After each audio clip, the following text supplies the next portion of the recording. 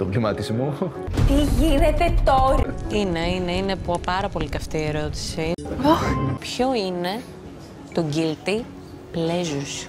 Τι είπε τώρα? Μου κάνεις λίγο μετάφραση γιατί κάπου το χάσα εγώ τώρα αυτό. Τι είναι αυτός! Ποιος τον έφερε! Ποιο είναι το guilty pleasure σου? Κάτι ερωτήσεις που κάνεις κι εσύ. Σεξουαλικό είναι. Ναι. One eternity later. Πες το. Γιατί αργείς! Το κατάλαβα ότι αν κολούσα κάπου θα μ' είχε πάρει παραμάζωμα και θα μ' είχε ξεβράσει στη θάλασσα. Θλιβερό. Έπαιξα επιθετικά και λέω όσα φάμε και όσα ρίξουμε. Μόνο παπάντζα. Όταν βγαίνω έξω. Ελλάδα, είσαι έτοιμη? Ναι, το έλεγα. Και όταν αυτή φοράει φόρεμα.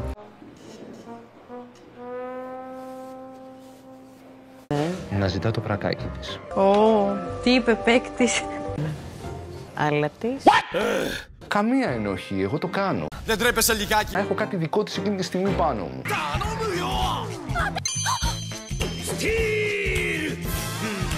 Έχω όρατο βρέκι. Τι δει? Τι είναι? Τι είπα, τι είναι? Όρατη βρέκι. Α.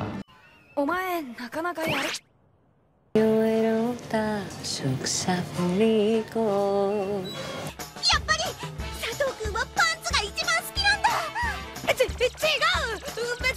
Ξέρεις, οι σιρήνες πριν τραβήξουν τον ναύτη, το τραγουδάγανε. Ωραία τα λες. Μου έχει τα πάρει τα μυαλά και έχει φύγει. Πάντα στο πρώτο ραντεβού αγχώνομαι τρελά. Εγώ πιστεύω ότι γνώρισα κάτι πάρα πολύ ενδιαφέρον.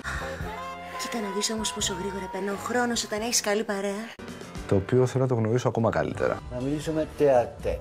Γνώρισα έναν, θα έλεγα, αρκετά ενδιαφέρον άνθρωπο. Λοιπόν, πέρασα πολύ καλά. Ανεπανάληπτα. Νομίζω πάμε για ένα ποτάκι. Πάμε. Πιείτε να τυφλωθείτε γάμο την πουτάνα μου. Νομίζω θα πάμε και για τρίτο.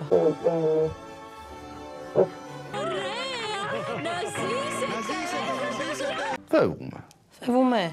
Θέλω κι άλλο! Ναι. Πού πάμε τώρα? Δεν ξέρω, κάτσε να δω. Κάτι θα σκεφτούμε.